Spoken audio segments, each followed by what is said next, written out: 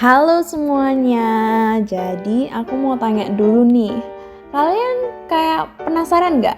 Kenapa kok dokter, guru, maupun orang-orang berwawasan lainnya sering bilang kalau tubuh kita punya racun? Jujur, pas kecil aku pikir itu racun kayak yang ada di ular-ular gitu.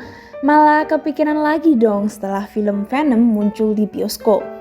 Tapi ternyata racun itu memang ada di dalam tubuh, dan cara agar tubuh kita tetap aman dari racun, kita perlu ngeluarin itu dong.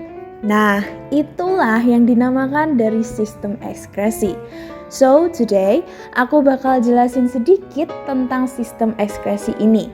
Tapi sebelum itu, aku mohon maaf apabila ada kesalahan atau emang aku kelihatan agak medok-medok gitu, asli dari Jawa Timur ya ini. Dan aku harus kenalan dulu dong.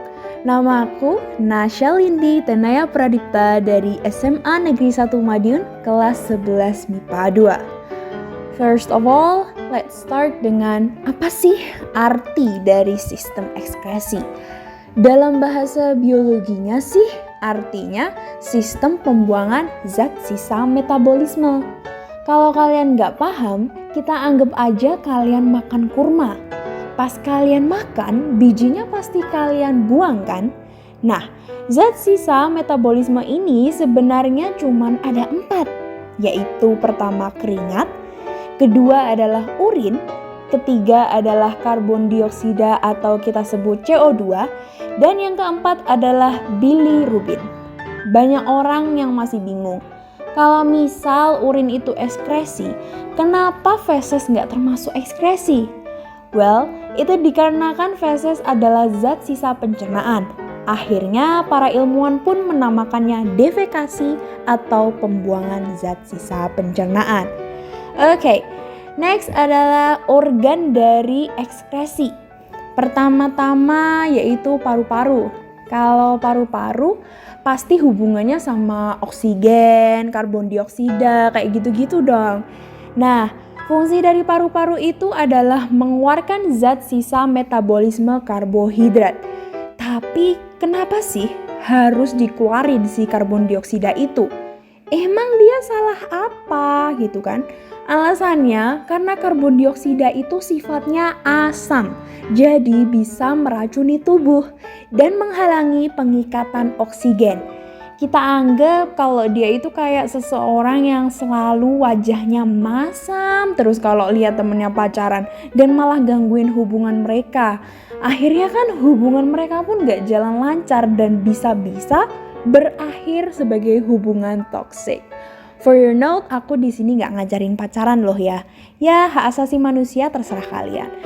Ya, dan sekarang adalah organ kedua dari ekskresi, yaitu hati, yang berfungsi untuk menyimpan glikogen, vitamin A, D, E, K, atau aku sering sebut AD, dan penetralan zat racun.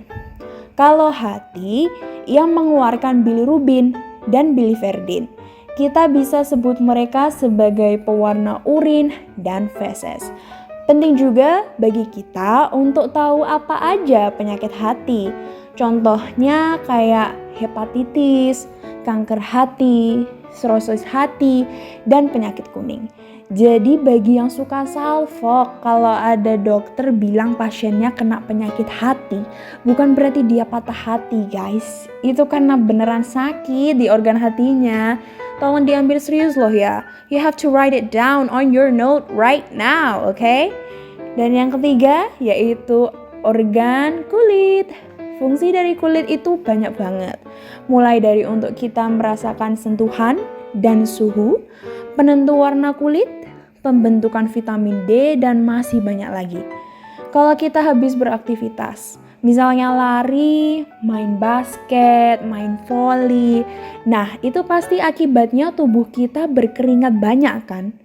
Keringat ini sebenarnya sebagai bentuk ekskresi dari kulit yang penting banget. Karena racun-racun dari dalam tubuh juga keluar lewat keringat. Begitu juga biar tubuh kita memiliki suhu yang stabil. Penyakit dari kulit juga banyak, contohnya seperti panu, kanker kulit, biang keringat, dan lain-lain. Lastly adalah ginjal. Kalau yang ini dengerin baik-baik, agak rumit, but I trust you bahwa kalian bisa paham ini dengan mudah. Fungsi ginjal itu juga banyak, Paul. Yang pertama yaitu menjaga keseimbangan air dalam tubuh. Yang kedua menjaga tekanan osmosis dan asam basa cairan darah, serta membuang sisa metabolisme berupa urin. Nah, proses terbentuknya urin ini ada 3. Aku ajarin cara cepet ngapalinnya aja deh. Kalau kalian belajar, pasti kalian kan baca-baca dulu. Habis itu mencoba menyaring info-info penting di buku. Nah, itu dinamakan filtrasi. Habis itu kalian coba serap ilmu yang sekiranya masih berguna, jadi diserap gitu. Itu namanya proses reabsorpsi. Terakhir, biasanya kalian kan tambahin bahasa kalian sendiri biar cepat hafal, yang akhirnya juga dinamakan proses augmentasi. Penting juga untuk diingat kalau filtrasi itu mengubah darah menjadi urin primer. Kalau reabsorpsi mengubah urin primer menjadi urin sekunder. Akhirnya urin sekunder menjadi urin sesungguhnya di augmentasi. Ginjal juga memiliki banyak jenis penyakit.